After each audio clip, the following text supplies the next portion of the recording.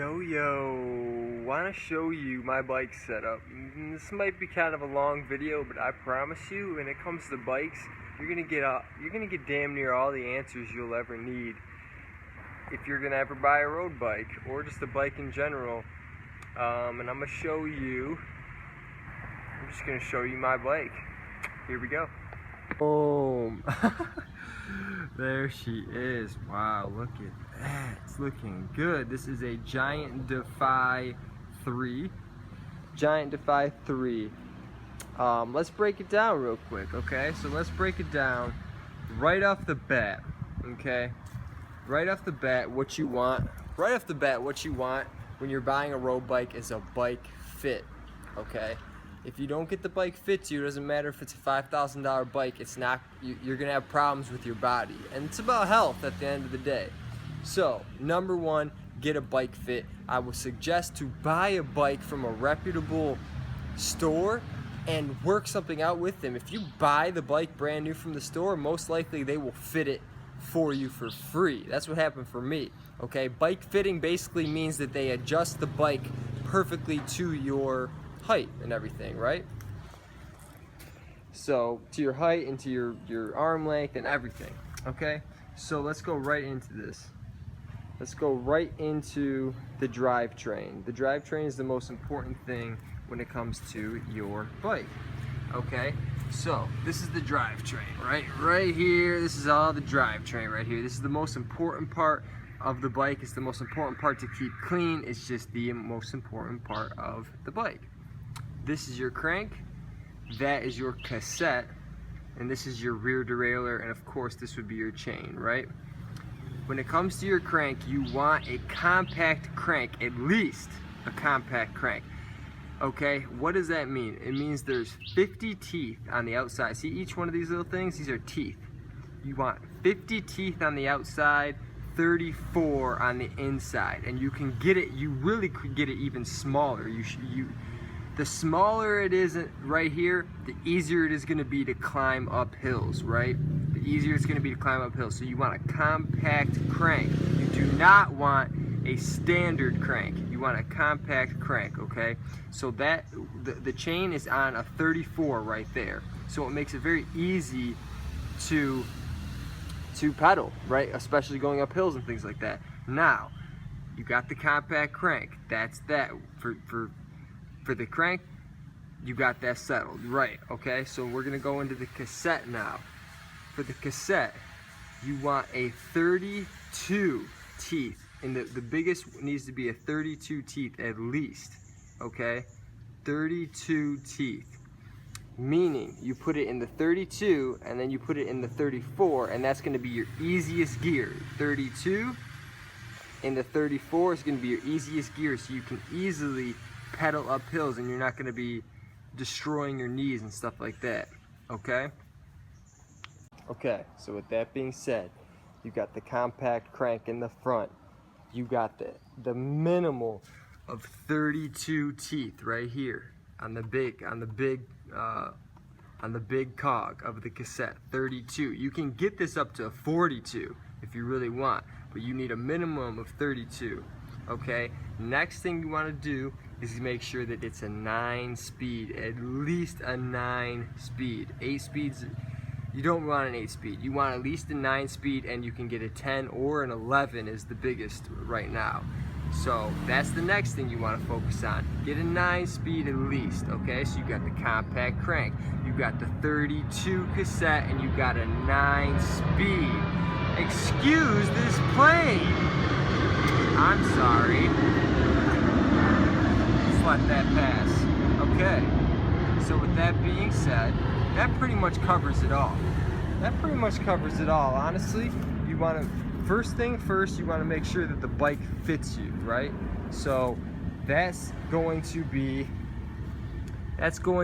right here. See, it says L for large, but the way that you measure a bike is by right here, okay, down to here. That's how you measure it, and when you get those measurements, but honestly, just take it to a bike shop and they'll measure that for you. They'll figure all that out for you. Once you get your bike fit to you, a pro tip, okay, a pro tip once you get your bike fit to you is to mark your seat height, right? Mark your seat angle. If you can see that, can't really see it, but it is marked. It is marked. I know exactly where it's at. See, it's kind of marked right there. It's marked.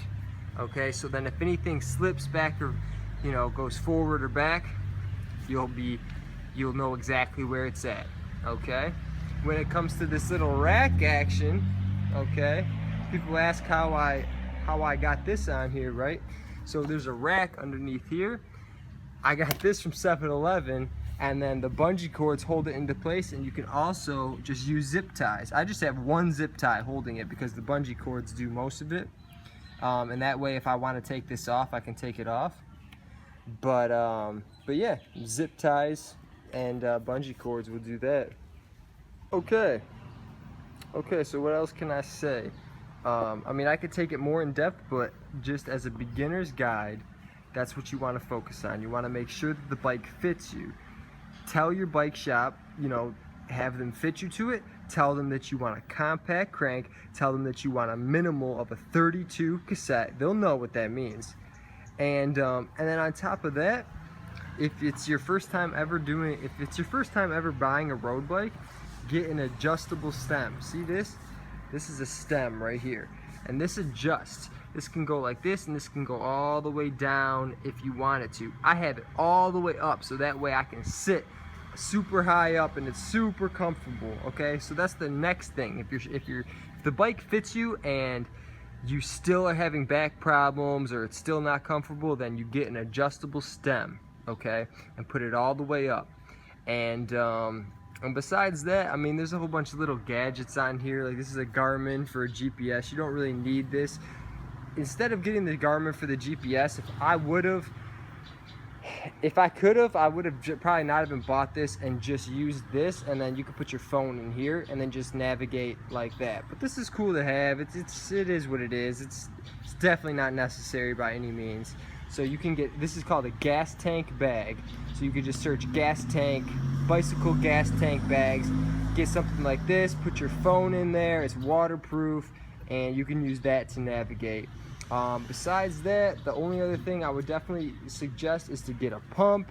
You want to get clipless pedals eventually, or you can get clipless pedals like this, that on one side they're flat and then on the other side you can clip in. So you could tell your bike shop to get something like that, so then that way you can use sneakers if you need to, or you can clip in. And then the only other thing I would say is definitely to get a pump. Because the #1 way that you're gonna make your tires last a long time is to keep them aired up. Air them up like every couple times you ride it, really every time you ride. So I would definitely get a pump.